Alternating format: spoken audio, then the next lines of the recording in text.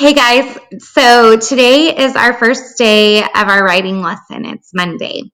I'm just going to go through quick little mini writing lessons that you can do at home. All right. So we're going to look at a story that we read last week to just give us some ideas on what a good personal narrative is. When you're writing a personal narrative, it is something that you want to think about your own life, something that's happened to you, and it could be about anything at all, really, that's happened in your life that you think something that was important. Okay, so think about the kissing hand. What was it that was so important in this story? It was how Chester had a problem, right? He was scared to go to school. But what was so important and what he would remember forever is that his mom kissed his hand and told him to put it up to his face anytime he was scared or sad, and that he would always feel like she's right there with him.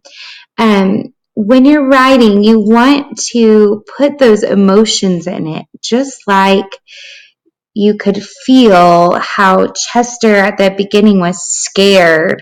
You could feel the emotion of how happy he was and how much joy it brought him, how much warm it made him feel inside whenever his mom kissed his hand and told him to put it to his face. You also felt that feeling of happiness and joy whenever Chester did it back to his mom. You could also feel the emotion of just being calm now whenever he went back, when he went to school and he wasn't scared anymore. You want to be able to feel those emotions. You want to notice the details that you're putting into your story. There were lots of details in the story, like opening up his hand. Whenever it talked about that, she says, Mrs. Raccoon took Chester's left hand and spread open his tiny fingers into a fan. Do you see those details? It doesn't just say they opened his hand. It says no. Mrs. Raccoon took Chester's left hand and spread open his tiny fingers into a fan.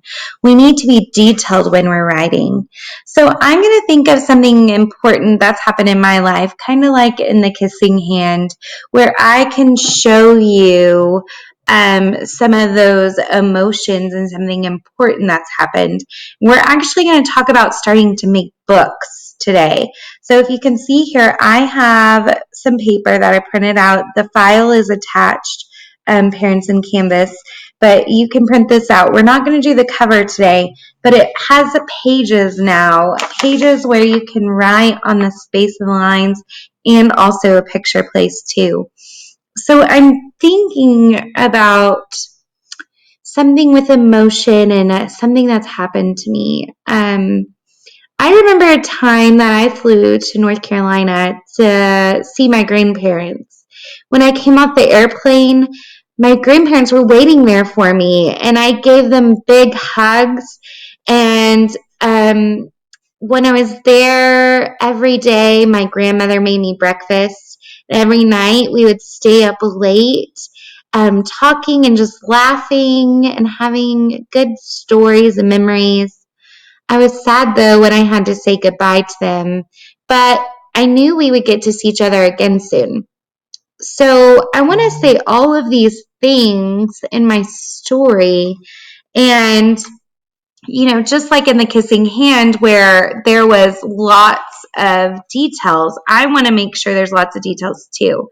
So I'm just going to work on my very first page today, just writing the sentence, I went to see my grandparents in North Carolina, okay? So I need to make sure I start with a capital, space, went, to, T-O, space, C-S-E-E, my, M-Y, grand